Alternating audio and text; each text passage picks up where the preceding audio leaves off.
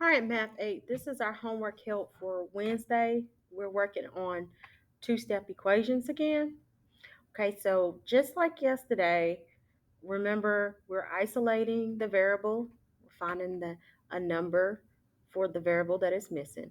We first must do adding and subtracting, get rid of anything you can add or subtract to remove from the same side that the variable is on, and then last, multiplication or division. So let's isolate the variable a.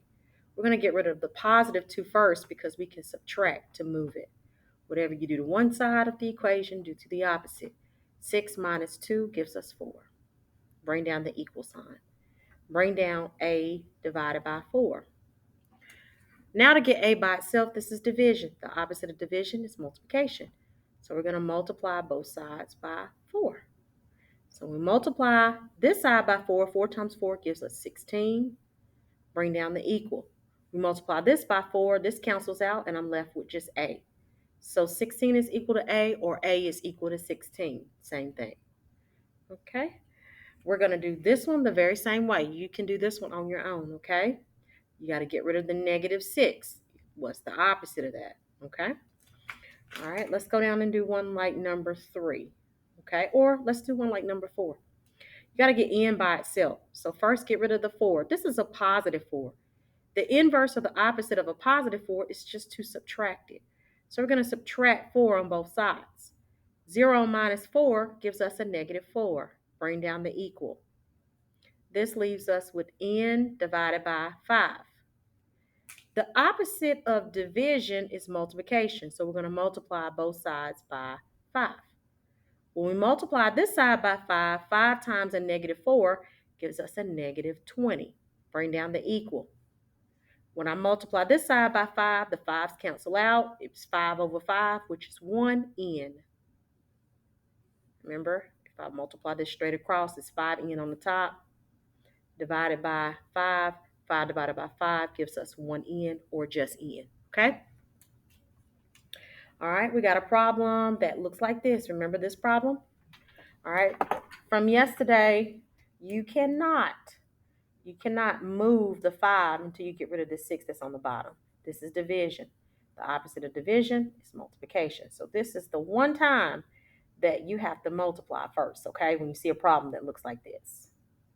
So we're going to multiply 6 times a negative 1. This gives us negative 6 on this side. This is going to cancel out. I'm left with the numerator, 5 plus x. Now to get x by itself, we get rid of this positive 5 by subtracting 5 on both sides. Negative 6 minus 5 gives us a negative 11. 5 minus 5 is 0, and I'm left with x is equal to 11, or negative 11 is equal to x. Okay?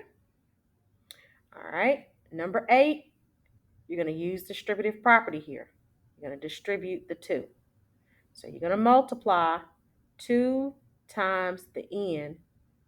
That gives us 2n. Or I could have just divided to get rid of it. That's okay. Let's go ahead and multiply. We got 2n. 2 times the 5 is going to give us 10. Now, let's solve. To get n by itself, you're going to get rid of the 10 first because I can subtract to move it. This is going to give me 2n is equal to a negative 12.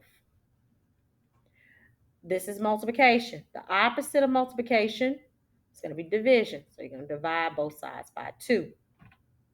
2 divided by 2 gives you 1n is equal to negative 12 divided by 2 gives you a negative 6.